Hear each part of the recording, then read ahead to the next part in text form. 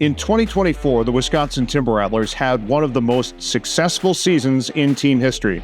They made the playoffs for the first time since 2016, advanced to the Midwest League Championship Series for the first time since 2012, and gave their fans a lifetime of memories. Come along with us as we look back at the games that made the 2024 Wisconsin Timber Rattlers. There are games in a baseball season when you know a team is special. After all, that's what this series is about for the 2024 Timber Rattlers. Most of the games we are looking at are easy to pick out with hindsight and see their significance. This game, June 9th, 2024 against the Quad Cities River Bandits, and this ninth inning comeback is the game where we just knew it was going to be a special season for Timber Rattlers fans as soon as the winning run scored.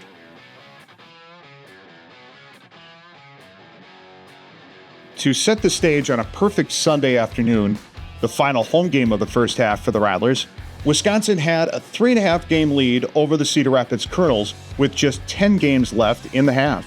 Wisconsin could take a huge step to their first playoff spot since 2016 with a win over the River Bandits. The Colonels were playing in Great Lakes against the Loons in a game that started an hour earlier than this one. The Colonels were desperate to keep close to the Rattlers and hoped for a miracle to keep their playoff streak, which started in 2013, alive. Early on in the game, Wisconsin took the lead on a 2-out RBI single by Dylan O'Ray to score Yadier Arianamo in the bottom of the third. Brian Fitzpatrick got the Sunday start and ran into trouble in the top of the fourth with a hit batsman, a walk, and a single to load the bases with 1 out. Fitzpatrick got out of the inning on a play at the plate after a poor bunt and a great defensive play by catcher Matt Wood. Taden Hall, who will figure into the game later with his bat, made a leaping grab of this line drive for the final out. Fitzpatrick settled in with a perfect fifth and a perfect sixth as he recorded 5 strikeouts to turn the 1-0 lead over to the bullpen. Yerlin Rodriguez pitched a scoreless 7th, but Brett Squires doubled with a runner at first with 1 out in the top of the 8th for the River Bandits to put runners at second and third. The 8th inning was key for the Colonels in Great Lakes as they scored 5 runs to erase a 5-3 deficit on the way to a 9-6 win over the Loons. The same inning would be important for the Colonels in this matchup between Wisconsin and Quad Cities. Rodriguez got out number 2 on a play at the plate on a ground ball to Luke Adams at third. However, Rodriguez threw a wild pitch on the first pitch to Spencer Nivens to allow the tying run to score. Rodriguez got a strikeout to end the inning with the score tied at 1. Wisconsin went back in front in their half of the 8th inning. Matt Wood started the rally with a double. Hall singled up the middle to score Wood for a 2-1 lead. Baden Root came on in the top of the 9th inning looking to close out the game against the 6, 7, and 8 hitters for Quad Cities. However, the River Bandits' 9th started with a 4-pitch walk and an infield single. Gene Ramirez faked a bunt and pulled back to swing away for an RBI double. After the first out on a grounder to second, Wisconsin decided to walk Carter Jensen intentionally. Dustin Dickerson spoiled the strategy with a 2-run single and an impressive spike of the bat on his way to first base. The final run of the top of the 9th inning scored on a 2-out single to left by Trevor Werner, with Dickerson running into an out at third base for the final out. The Rattlers needed 4 to win in the bottom of the 9th against Ben Sears, who had allowed 3 earned runs in his first 19 1/3 innings of the season. There were a few things in Wisconsin's favor. This was the 3rd time in the series Sears would face the Rattlers, and they had the top of the order to start the inning. Luis Lara was hit by a pitch. Lara wasn't happy about it, but took first.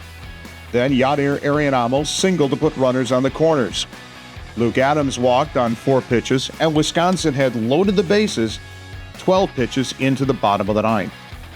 O'Ray singled, his 3rd hit of the game to drive in 1 run, and look who is at the plate in the bottom of the 9th inning with a game on the line in 2024. It's Jesus Chirinos, who we have seen before in this video series. He had been 0 for 4 with 3 strikeouts in this game prior to this at-bat.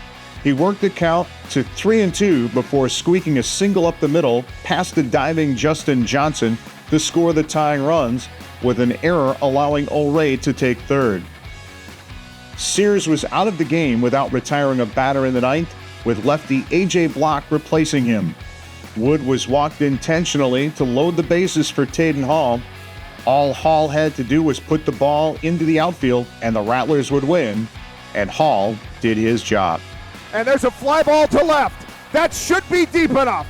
Here's the catch. O'Reilly tags. O'Reilly will score, and the Rattlers will win. What a comeback by the Rattlers. A 4-run bottom of the ninth inning, where the only out that was recorded was the game-winning sacrifice fly by Taden Hall.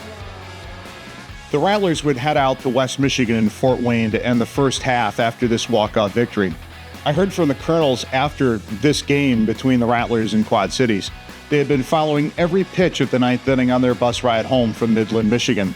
They were confident in picking up a game on the Rattlers after the top of the ninth inning. Then the bottom of the ninth inning, from the Cedar Rapids perspective, was described to me as Mehring yelling a lot. What can I say, except that this was one of the games that made us. Thank you for watching this video, and before you go, please give us a like and subscribe.